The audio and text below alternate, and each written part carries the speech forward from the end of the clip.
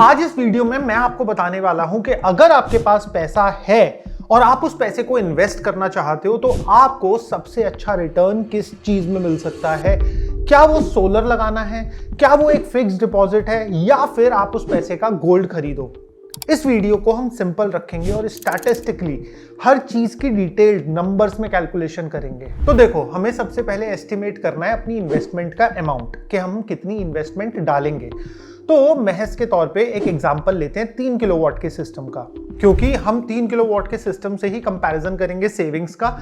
ये एक standard system size है जो कि 4 लोगों की फैमिली के लिए सफिशिएंट रहता है। तो देखो, 3 किलोवाट का जो सिस्टम होता है उसकी एक अमूमन एक अच्छे सिस्टम की कॉस्ट 75,000 रुपए पर किलोवाट आती है। मैं बात कर रहा हूँ दिल्ली रीजन की। 5-10% का variation region to region vary कर सकता है। तो आपका जो सिस्टम लगा 3 किलोवाट का वो लगा 2,25,000 रुपए का। अब इसमें हमें नहीं भूलना चाहिए कि हमें सब्सिडी भी मिलेगी 3 किलोवाट के सिस्टम पे। सेंटर देता है 78,000 की सब्सिडी और स्टेट देता है 30,000 रुपए की सब्सिडी। तो आपकी टोटल सब्सिडी बनी 1,08,000 रुपए की। और सब्सिडी के बाद में जो आपको सिस्टम पड़ा वो पड़ा केवल 1,17,000 रुपए का। तो आपकी जेब से जो इन्वेस्टमेंट गई वो गई केवल 1,17,000 रुपए। तो 1,17,000 तो हो गई हमारी इन्वेस्टमेंट। अब हम बात करते हैं रिटर्न्स की। तो देखो, एक 3 किलोवाट का जो सिस्टम होता है वो एक दिन में 12 यूनिट बना देगा। ये एक बहुत ही अच्छा कैलकुलेशन है। रीजन बीइंग, ना तो हम इसमें ओवर एस्टिमेट कर रहे हैं ना अंडर एस्टिमेट कर रहे हैं। 4 यूनिट 1 किलोवाट बनाता है एक दिन में, तो 3 किलोवाट आपका 12 यूनिट एक दिन में बनाएगा। तो 3 मल्टीप्लाइड बाय 4 मल्टीप्लाइड बाय 365 दिन साल के। तो आपको एक साल में एवरेज जो यूनिट मिलेंगी 3 किलोवाट के सिस्टम से वो मिलेंगी 4,380 यूनिट्स। तो अब दिल्ली जैसे शहर में जो एक बंदे की एनुअल सेविंग होगी 7 रुपए यूनिट के हिसाब से वो होगी 30,668 रुपीज। और अब अगर हम इसी सेविंग को मल्टीप्लाई करते 25 से, क्योंकि हम यहाँ पे टेन्योर कैलकुलेट कर रहे हैं 25 साल का, क्योंकि हमारे सोलर पैनल की जो लाइफ होती है वो 25 साल होती है। इवन दो उसमें डिग्रेडेशन भी होता है, बट हमने डिग्रेडेशन को इसमें कैलकुलेट नहीं करा, क्योंकि जब आप बिजली से इसका कंपैरिजन करोगे तो बिजली में इन्फ्लेशन भी आएगा। तो सोलर का डिग्रेडेशन और बिजली का इन्फ्लेशन आपस में मोस्ट प्रॉब्ली एक दूसरे को बैलेंस आउट कर देगा। इस वजह से हमने इसमें डिग्रेडेशन नहीं लिया है। तो 25 साल में ऑन एन एवरेज आप 7,66,700 रुपीज सोलर की मदद से अपने बिजली के बिल में बचा लोगे। अब हम बात करते हैं दोस्तों एफडी की।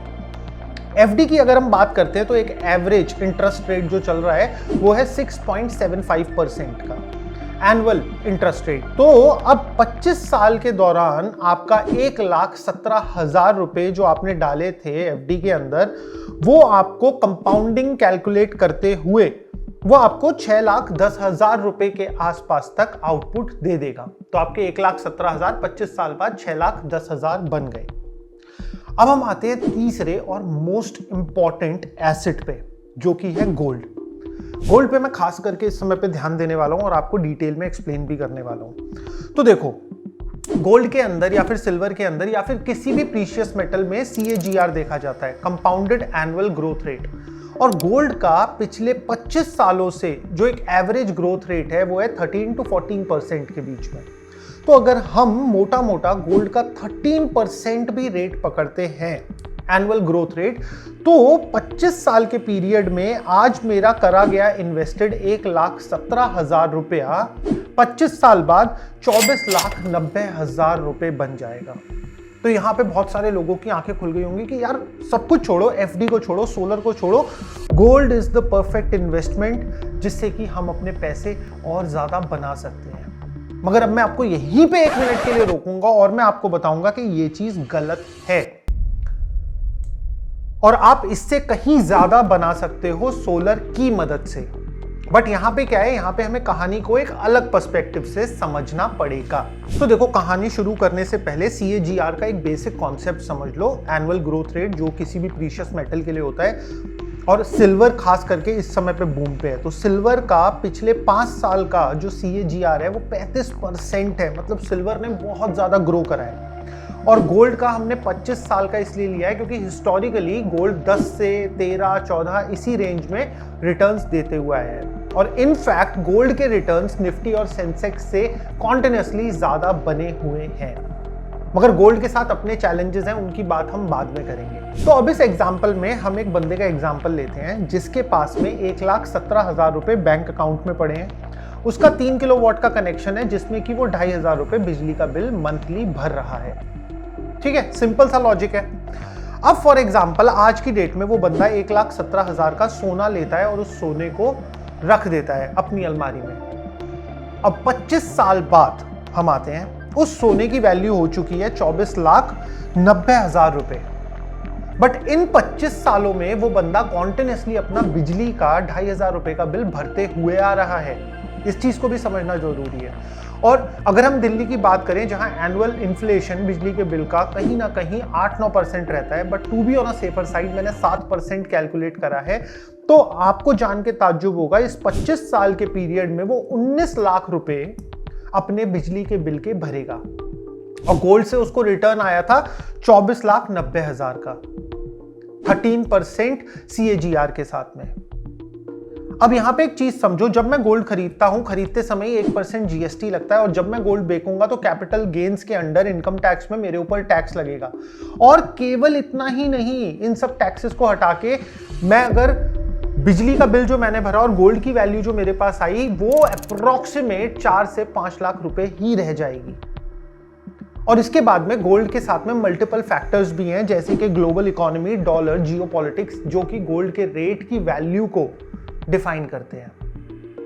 और मार्केट अगर फ्रेजाइल हो गया तो गोल्ड की वैल्यू शूट अप करेगी, मार्केट स्टेबल है तो गोल्ड की वैल्यू में कोई फर्क नहीं आएगा। बट बहुत सारी चीजें गोल्ड के प्राइस को मोटा मोटा इफेक्ट कर सकती हैं। तो एक्चुअल में गोल्ड की इन्वेस्टमेंट भी सही नहीं है।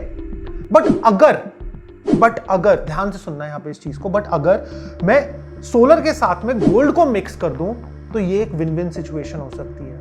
किस तरीके से, मैं आपको समझाता हूं। तो देखो, अब यहां पे वही दूसरा बंदा है जिसके अकाउंट में 1,17,000 रुपए पड़े हैं और वो भी बंदा 2,500 रुपए पर मंथ अपना बिजली का बिल भर रहा है।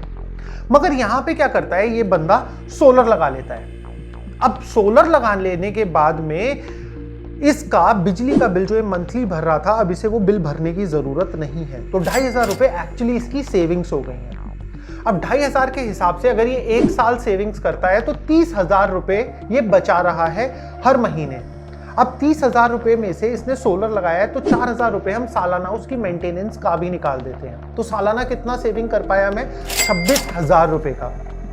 अब ईयर ऑन ईयर ये बंदा उस 26,000 रुपए को गोल्ड बॉन्ड्स, गोल्ड की फॉर्म में किसी ना किसी तरीके से इन्वेस्ट कर रहा है एनुअली। और यहां पे आपको जान के हैरानी होगी कि इस बंदे की 25 साल के पीरियड में टोटल इन्वेस्टमेंट हो जाएगी 6,50,000 रुपए की। और अगर मैं इस पे 13% CAGR कैलकुलेट करता हूं तो इसके गोल्ड की वैल्यू हो जाएगी 40.5 लाख रुपए। तो यहां पे आप समझे क्या हुआ? पहले केस में आप केवल गोल्ड की वैल्यू अप्रिशिएट कर रहे थे, दूसरे केस में आपने गवर्नमेंट सब्सिडी को पहले एक बेस बनाया, उसके ऊपर सोलर से होने वाली सेविंग्स का दूसरा बेस बनाया, फिर उसकी इन्वेस्टमेंट को आपने गोल्ड में डाला। तो यहां पे आपका triple layer, triple compounding effect आपको देखने को मिला। तो अब अगर कंपैरिजन करा जाए solar versus FD versus gold, तो देखो FD कहीं पर भी स्टैंड नहीं करती है। मॉनेटरी वैल्यू ऑलरेडी डाउन हो जाएगी। 25 साल के लिए FD में कोई बंदा पैसे नहीं डालता, क्योंकि जो पैसा आज की डेट में आपका FD में है वो आगे चल के कम ही होगा। बेशक से आपको 6.5% का रिटर्न भी मिले, बट जो उस पैसे की वैल्यू है वो अपने आप में कम होती जाएगी। गोल्ड इन्वेस्टमेंट अपने आप में इंडिया में रहते हुए अच्छा क्यों है?